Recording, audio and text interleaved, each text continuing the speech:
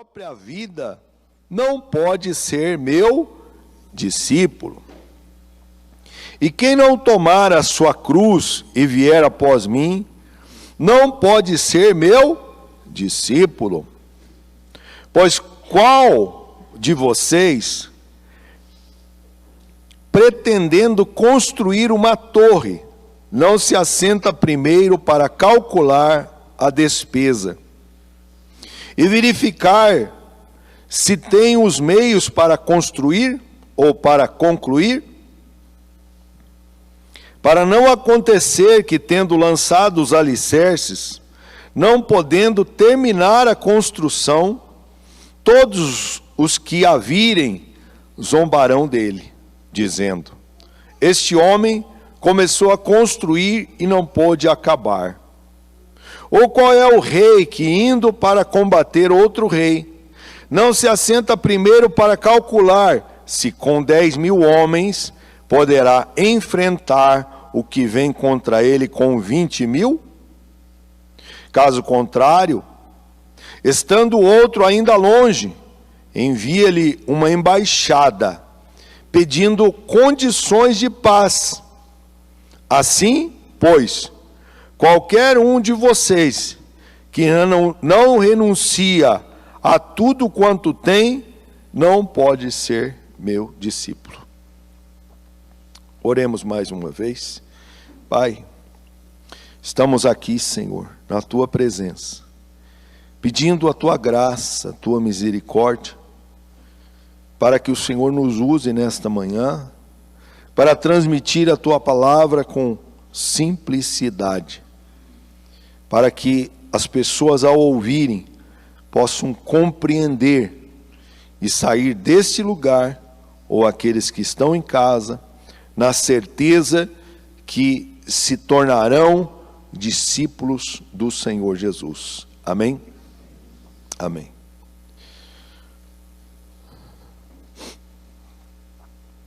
Olha o que diz então o versículo 26. Diz assim: se alguém vem a mim, tem uma versão que diz assim, e não aborrece, né? Talvez a sua versão esteja lá, não aborrece. Mas aqui, nesta versão, diz assim, se alguém vem a mim. Então, quem já veio ao Senhor aqui? Você está aqui é porque você já veio para Jesus, né? Você já se achegou aqui a Cristo. Mas o Senhor sempre vai pedir para nós algo a mais. Não dá para se tornar discípulo do Senhor sem ter um compromisso com Ele, né? E o nosso compromisso aqui parece que o Senhor vai exigir da gente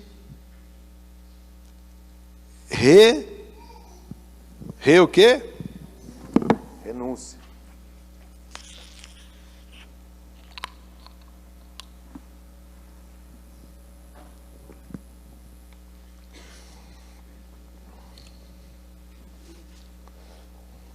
Não é uma exigência, mas entenda uma coisa.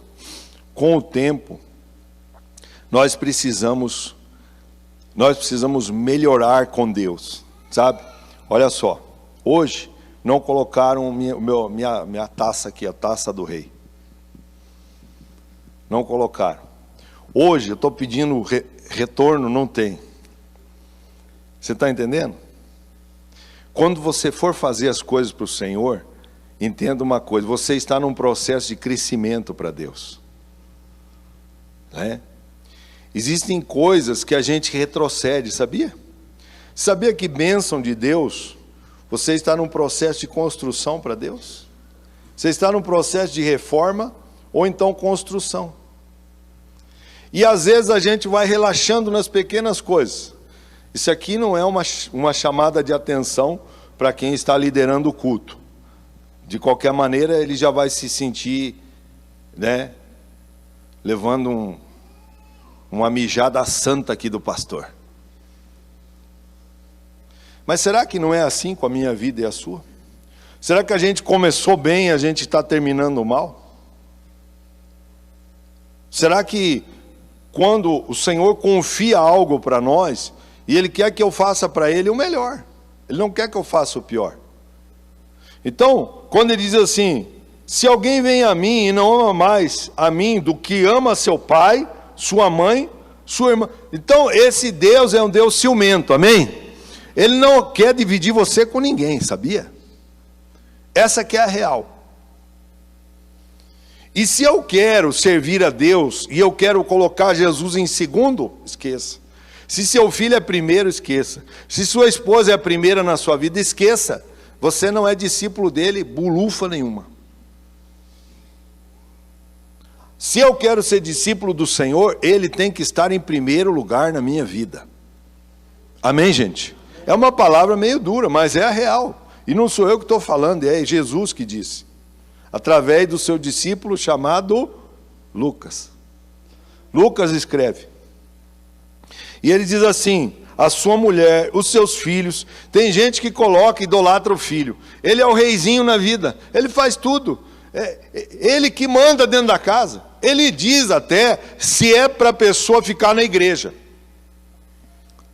Se a criança vier e gostar da comida aqui, que a gente dá aqui na sexta-feira e no domingo à noite também tem lanche, e hoje deve ter lanche lá, né, pastor? Se ele gostar, beleza. Se ele não gostar, a criança fala assim, não volto mais nessa igreja, o pai e a mãe vão embora. Então, não é mais o que eu faço com a minha fé com relação a Cristo. São as pessoas que mandam em mim dentro da minha casa. E isso não é servir a Deus. Então, olha só o que está escrito aqui. Diz assim, né, as suas irmãs e até a sua própria vida. Então ele está dizendo aqui, obrigado querido, que a sua própria vida. Você, a partir do momento em que você entrega a sua vida ao Senhor, tem gente que auto-idolatra seu corpo, vocês sabem disso. Né? Seu corpo é o templo do Espírito, você tem que cuidar dessa carcaça aí. Você tem que cuidar desse corpo aí que Deus te deu. Né? Eu sei que a gente às vezes não cuida muito, né? Bebe um monte de coca, batata frita, comida saudável.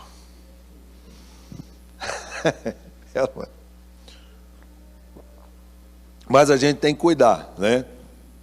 Bom, eu tenho uma maneira de poder abusar em doce e coisa arada, assim, eu tenho uma rotina de esporte diária, né? E na quinta e no sábado eu saio para correr 9 quilômetros. Então, olha, só se me der um perereco aí no coração, que eu quero morrer assim mesmo, não quero ficar velho, não. Eu já estou meio chato. Né? Que o diga a minha filha lá em casa, o sargento lá da minha casa. Então, eu preciso entender que Jesus disse assim, que estas pessoas que amam a sua própria vida mais do que a Ele, não podem ser seus discípulos. Por isso que a gente tem que buscar mais ao Senhor. E é uma luta, eu sei, porque eu tenho luta para ter uma rotina de oração, para ter uma rotina de leitura da palavra, porque às vezes a gente está assim tão envolvido aqui na casa de Deus com as coisas, com a obra, e daqui a pouco é um atendimento, daqui a pouco uma pessoa que vem ali, bate na porta, poxa, eu estou lá orando, buscando a Deus, e a pessoa vai lá, me atrapalha, e eu tenho que interromper aquele meu tempo a sós com Deus para atender a pessoa e não ser indelicado, porque senão ela vai embora, talvez até da igreja, né? Mas olha o que Jesus vai falar aqui mais. Verso 27. E quem não tomar a sua cruz e vier após mim, não pode ser meu discípulo. Agora, a cruz, ela tem uma conotação de sofrimento. Primeiro, cruz é sofrimento mesmo. Porque se você olhar a maneira com que as pessoas eram executadas pelos soldados romanos, né? Existiu um soldado lá que chamava-se Júlio César, né? Que foi um dos imperadores lá de Roma. Esse cara, ele juntamente com Pompeu, né? Eles executaram uma vez mais de 6 mil judeus né? A gente fala do Hitler aí, mas faltou madeira para crucificar. E isso era bem antes da vinda de Jesus. Então, eles matavam as pessoas crucificadas, e a pessoa não morre crucificado rapidinho. É para sofrer. E às vezes a pessoa ficava 3 dias, dependendo da situação física de cada pessoa, demorava até mais para a pessoa morrer. Então, cruz, ela tem a conotação de sofrimento. Mas neste caso aqui, não é. Por mais que quando Jesus foi para a cruz, ele então é a paixão de Cristo por nós. E quem que já foi apaixonado aqui? Aí, ó, viu? O resto não se apaixonou ainda. Que você se apaixone agora, em nome de Jesus, tá bom? Porque paixão quer dizer sofrimento. Você sofre pela outra pessoa. Quando você está apaixonado, você quer levantar, quer ligar para a pessoa, você quer estar com ela a todo momento, né? Ou não é? Você quer, a paixão é isso, né? Aquela dor do amor é a paixão. Então, paixão é sofrer. Agora, o que Jesus está dizendo aqui é que aquele que não toma a sua cruz, ou seja, aquele que não está disposto a renunciar a algumas coisas, não pode ser discípulo dele. Porque aí eu entendo assim, que tomar a cruz é não fazer mais a minha vontade. Porque quem está crucificado, você já viu alguém crucificado descer da cruz? Como que ele tira os pregos, os cravos da cruz? Não tem como tirar, sim ou não? Não dá para tirar. Então, na cruz você está lá preso. E na cruz você não faz mais a sua vontade, mas você faz a vontade daquele que te crucificou. O apóstolo Paulo disse assim, que eu já estou crucificado com Cristo, já não vivo mais eu, mas Cristo vive em mim. Então, é isso que ele está dizendo aqui, que a partir do momento em que eu me entrego para o Senhor, eu não faço mais o que eu quero, mas eu faço aquilo que Ele quer. Verso 28, olha o que diz ali, verso 28, ele diz assim, pois qualquer de vocês que pretendendo construir uma torre, não se assenta primeiro para calcular a despesa e verificar se tem os meios para concluir? Todos nós, nesse momento em que estamos servindo ao Senhor, em que entregamos a nossa vida para Ele, nós estamos num processo de construção. Olha o que diz em Filipenses 1:6. Deixa aí, mas só abre lá. Filipenses 1:6. Vai dizer assim, ó. Vai dizer assim. Estou certo de que aquele que começou boa obra em vocês há de completá-la até o dia de Cristo Jesus. Você sabia que você é uma obra inacabada? Você sabia que você está se convertendo a cada dia? Você sabia disso ou não? Então ninguém se converte totalmente do dia para a noite. Você está num processo de salvação todo dia. Você está num processo de construção. Quando Jesus falou ali no verso 26, né? Ele diz assim, ó, que aquele que não ama mais a Ele, eu preciso entender que Jesus não está dizendo para você abandonar a sua família. Ele não está dizendo para você agora, larga seu pai, sua mãe e me segue. Não, Ele está dizendo assim, olha, você tem que me colocar em primeiro, mas entenda uma coisa, a sua família, seus filhos, sua mãe, pai, todos estão debaixo da proteção de Deus agora. E se eles ainda não alcançaram a salvação, a nossa responsabilidade agora é orar por estas pessoas. Ele não estava mandando você abandonar ninguém. Ele estava dizendo assim: a partir desse momento, mudou as coisas. Antes, as pessoas estavam em primeiro lugar na sua vida. Agora o primeiro tem que ser eu. Eu sou o primeiro na sua vida. O problema é que a pessoa coloca outras coisas na frente de Deus. Carro, casa, bens materiais, pessoas estão à frente de Deus. Aí quando aquela pessoa morre, ela morre junto. Porque ela não entendeu que o Senhor é o primeiro. Gente, eu sei que o luto não é fácil. Eu sei que perder alguém é muito difícil. E é doloroso. Mas quando eu tenho esse entendimento, eu sei a quem eu recorro no momento de luto e dor. Amém, queridos? É isso que Jesus está falando aqui. Aí ele vai dizer então que esse é o processo agora da minha vida e da tua vida. É o processo da construção, né? Eu estava pesquisando hoje a respeito do maior prédio, né, ou edifício do mundo, que é a torre. Né? Eu vi lá que tem 10 torres no mundo. E os chineses são os caras mesmo. Lá tem umas 4 ou 5 torres maiores do mundo. Mas a maior do mundo está lá em Dubai, né? Vocês sabem, que é do Sheik lá. 163 andares, 828 metros de altura, quase 1 quilômetro de altura. Agora veja bem, para sustentar isso, quanto que não tem de fundação para baixo? Talvez tenha, talvez até o mesmo tanto, né? Estão furando lá nos Emirados Árabes, está quase chegando no Japão lá a estaca. Está furando lá.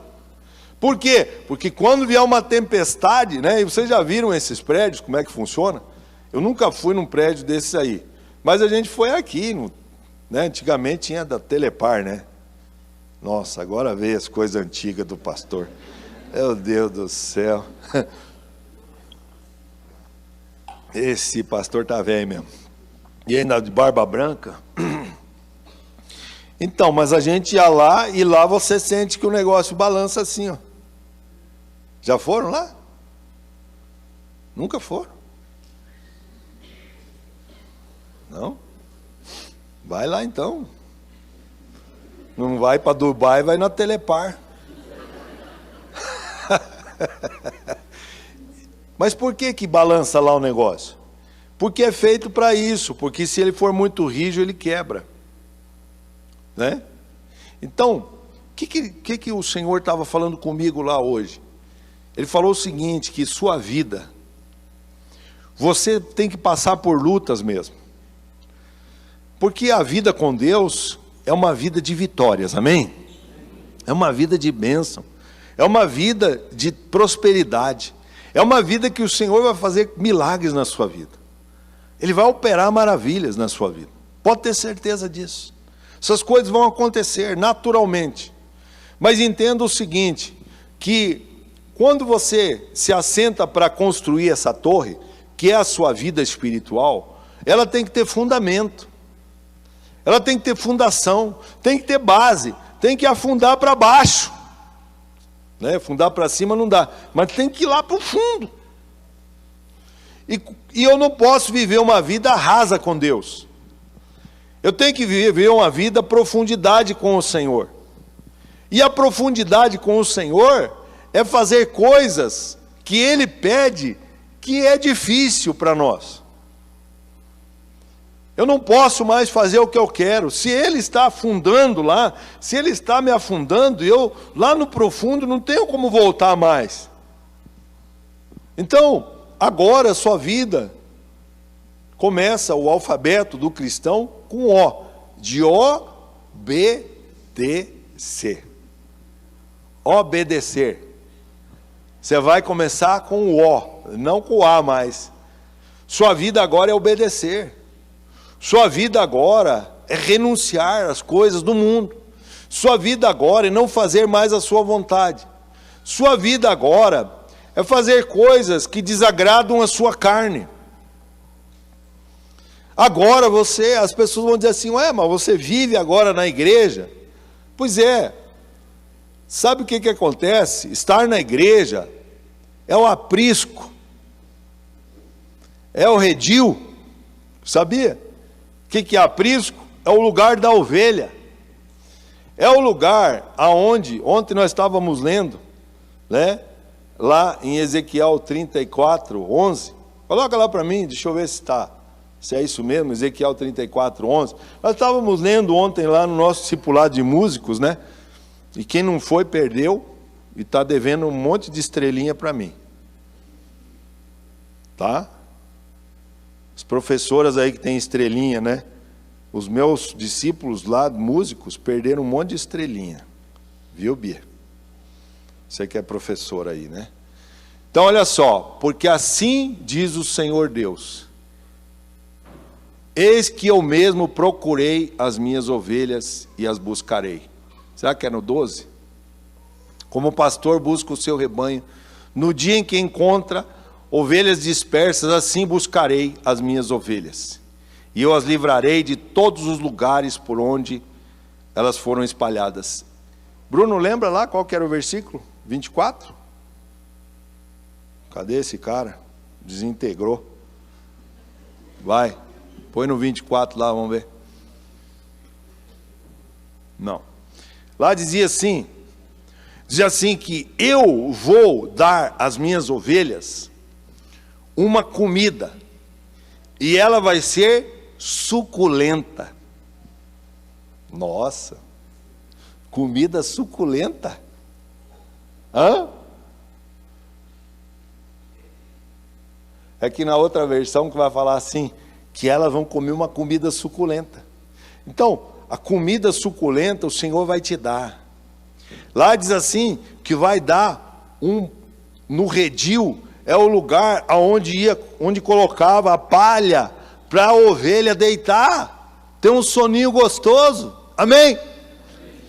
Aí, lá tem o aprisco, que é onde a ovelha fica, e lá nesse lugar, é aonde está o pastor, com o cajado na mão, vigiando, amém? Para isso, a ovelha tem que obedecer, ela não pode pular a cerca para o vizinho, não pode fazer mais o que quer, porque aí o lugar, que esse aqui é o lugar do aprisco, aonde você agora é alimentado semanalmente. E não dá para ser ovelha sem aprisco, não dá para ser ovelha sem pastor. Então nós estamos num processo de construção, de fundamento, de fundação, em que o Senhor vai passar muitas vezes um esmeril santo em nós, vai passar a lixa na gente, sabia? Sabia quem está passando a lixa aí já? Deus está passando. Que não está passando essa semana já vai começar. Vai passar uma lixa aí. Qual que é a lixa mais ruim lá, mais dura de tirar os encardidos? Vocês que são os bons aí. 36. Aí, ó. Sei lá, é a mais que arranca tudo. Vai arrancar a pele, vai arrancar o couro, vai arrancar a lã da ovelha. Vai arrancando. Por quê? Porque isso faz parte do crescimento. Se você quer coisa grande, você não suporta. Tem gente que não suporta a bênção de Deus, sabia? Ah, eu quero coisa grande, mas não suporta. Não tem estrutura espiritual para suportar o que Deus tem para ele. Eu preciso compreender isso. Que muitas vezes passar a lixa em nós é ser muitas vezes afrontado, não é? Passar por tribulações. A gente quer sempre a coisa boa, né? Olha, a gente estava ali em Filipenses, Paulo está falando lá para o povo lá de Filipos. E ele fala algo interessante. Isso aqui não está na Bíblia, não está na palavra de hoje, mas é interessante você compreender algo que o Senhor muitas vezes faz em nós e que a gente não entende. Poxa, agora eu vim para Jesus e achei que ia ser só agora é só vitória, agora é só vitória, a prova acabou, agora é só vitória, só vitória, só vitória. Ué, parece que a Cassiane está meio desviando, não sei. Gente, cristão Não é para passar a vida inteira no deserto. Deserto é lugar de passagem, não é lugar de morada. Mas deserto é para a gente também. Passar por lutas faz parte da vida do cristão. Mas você não pode viver só de luta, abençoado.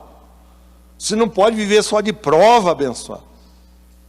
Mas saber que quando Paulo disse aqui, Filipenses 4,13, tudo posso naquele que me fortalece, ele disse também no verso 12, eu sei o que é passar necessidade, sei também o que é ter abundância, aprendi o segredo de toda e qualquer circunstância, tanto de estar alimentado, como de ter fome, tanto de ter abundância, como de passar necessidade. Quando a gente faz os jejuns aqui, para a gente participar do encontro com Deus, e a gente retira algumas comidas que a gente ama, né? Porque você não adora comida, tá, gente? Ah, eu adoro essa comida. Não, você só tem que adorar um, que é Jesus, amém? Aprendeu essa agora? Que volte e meia eu escuto aqui. Ah, eu adoro macarronada. Ah, então faz um altar e dobra o joelhinho. Como que eu adoro macarronada, abençoado? Não, eu amo essa comida, tá? Aprendeu? Sim ou não? Estou te ensinando. Para você não dar mancada mais com o Senhor. Então, a gente ama lá Coca-Cola, a gente ama lá pudim, a gente ama lá uma costela suculenta assim, macarronada ao molho sugo, maionese. Estão com fome aí? E no final aquele pudim de leite. Uau! Com aquela calda caramelizada. Já sabe o que eu gosto de comer, né? Aí a gente tira metade disso aí para não morrer de fome. Fica só no arroz e ovo. Sabe o que é isso?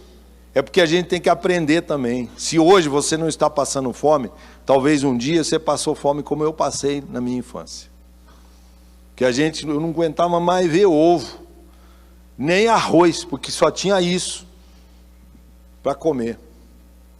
Mas hoje a gente às vezes a gente tira alguns elementos assim da nossa alimentação, para a gente entender o que Paulo está falando aqui. Eu sei, eu aprendi o segredo, em qualquer circunstância, eu sei ser alimentado, sei passar fome, sei ter abundância e sei passar necessidade. Aí sim, você pode dizer assim, eu tudo posso naquele...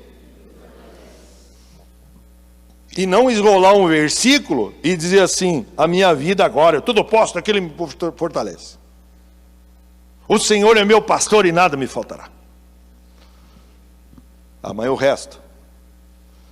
E o restante que o apóstolo está falando ali? Será que eu entendo isso? Que a minha vida que eu estou num processo de construção? E se eu quero crescer, subir, ser como Jesus, eu preciso também descer? Eu preciso ter profundidade?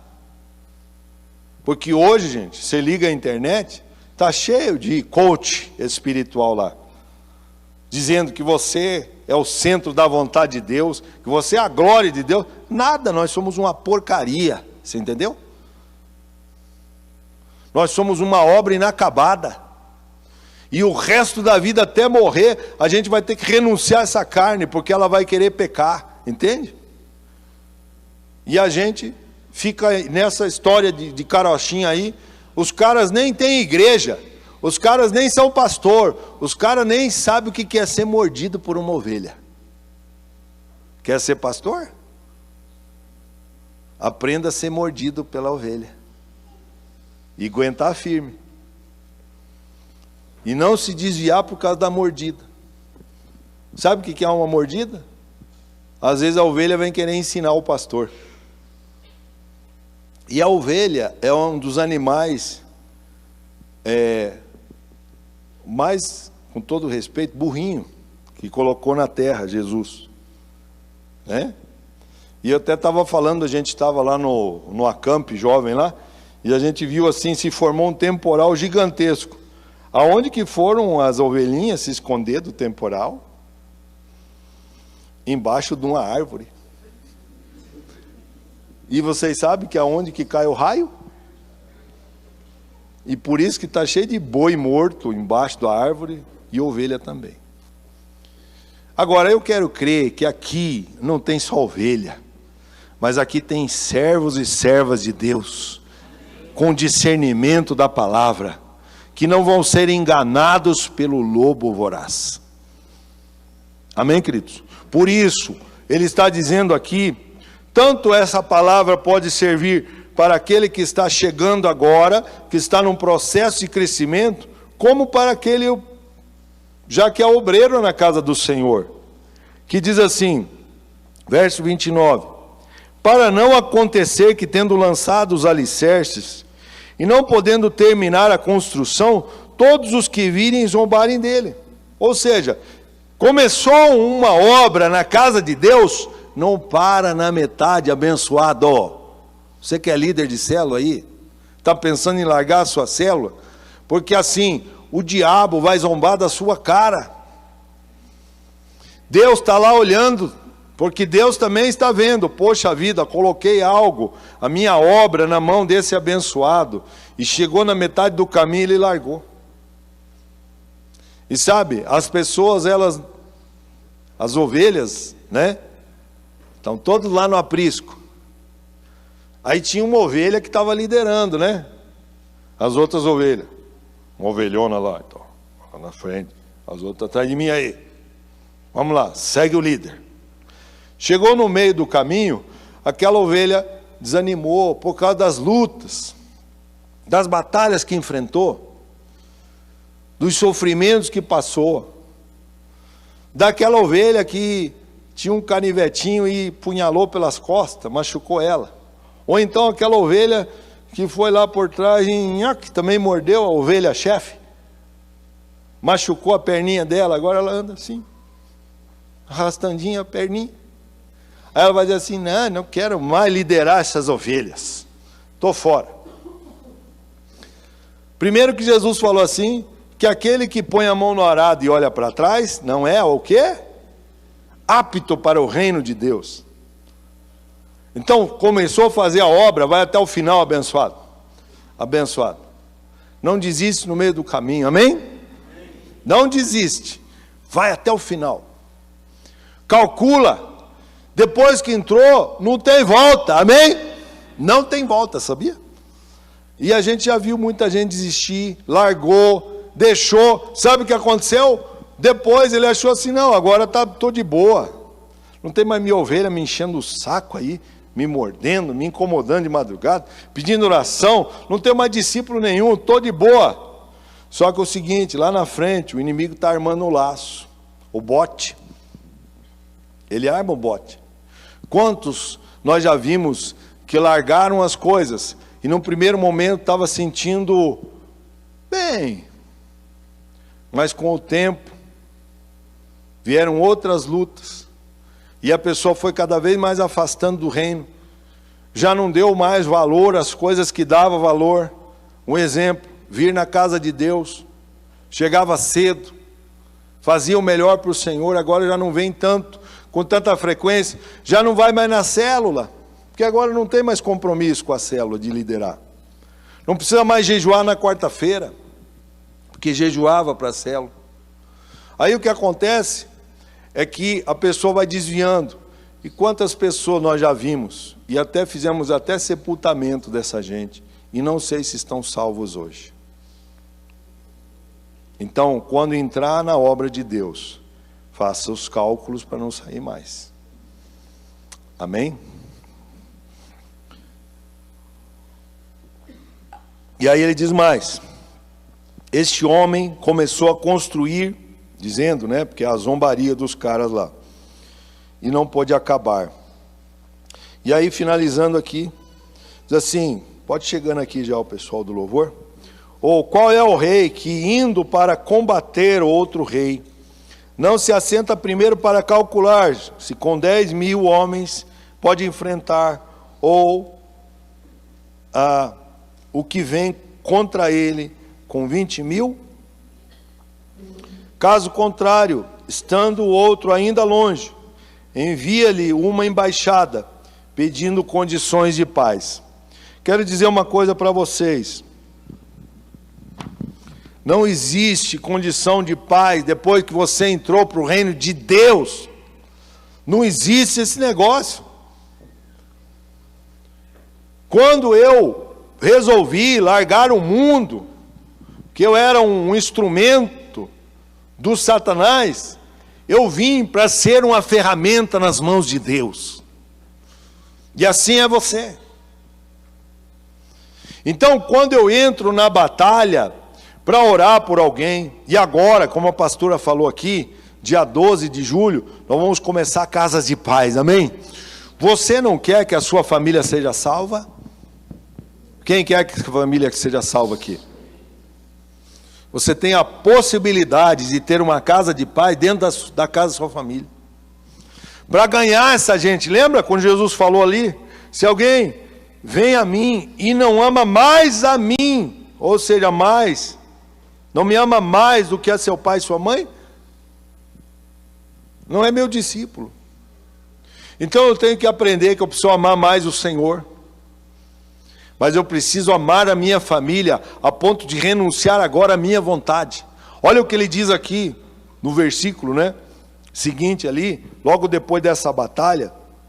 Ele diz assim, verso 33, assim pois, qualquer um de vocês que não renuncia a tudo quanto tem, não pode ser meu discípulo.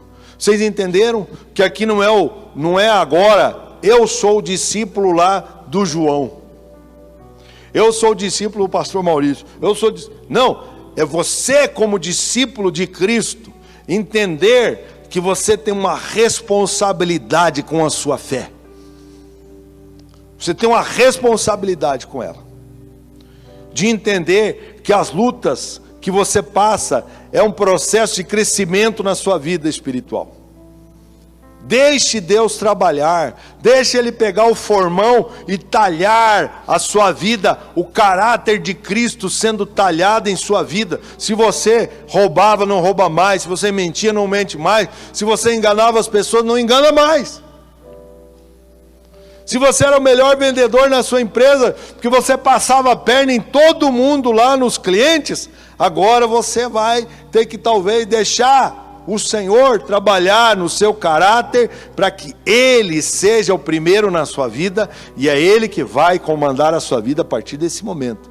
Mesmo que você sofra dano no começo, depois, com o fundamento de Cristo, o Senhor te coloca em primeiro lugar naquela empresa.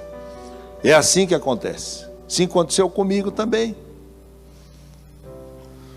Eu me lembro quando estava lá, e faz tempo, Chico Pneu, nem existe mais essa empresa, mas ali que eu comecei a parte de pneus na minha carreira lá. E vendendo pneu de caminhão, recapando pneu de caminhão, fazendo essa parte. E eu me lembro que tinha um outro rapaz, que ele pegava uma lista dos clientes, e ele mandava para a mulher dele era obreira na igreja, e ela levava aquela lista lá, daí a pouco o cara estava na minha frente, e eu era o primeiro vendedor, e ele deslanchou, só que um dia eu peguei e convidei ele para ir na minha igreja lá, também. Sabe o que ele fez? Ele começou a ir sozinho, não ia com a esposa, e ele começou a dar em cima numa moça lá na igreja, e ele não saiu com a menina, e ele traiu a esposa dele. Aí eu fui ver o que ele fazia para ele ser primeiro lugar lá na empresa, nas vendas. Ele comprava um, enrolava o outro, subornava comprador. A vida dele era uma desgraça.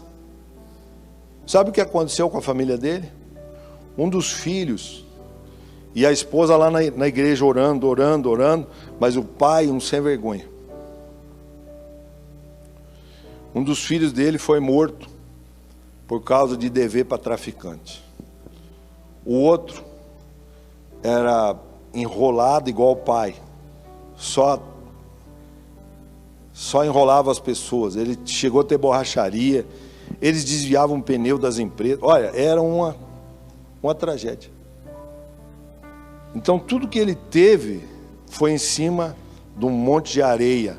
Veio a chuva, a tempestade, não sobrou nada. Deus está te dando a oportunidade.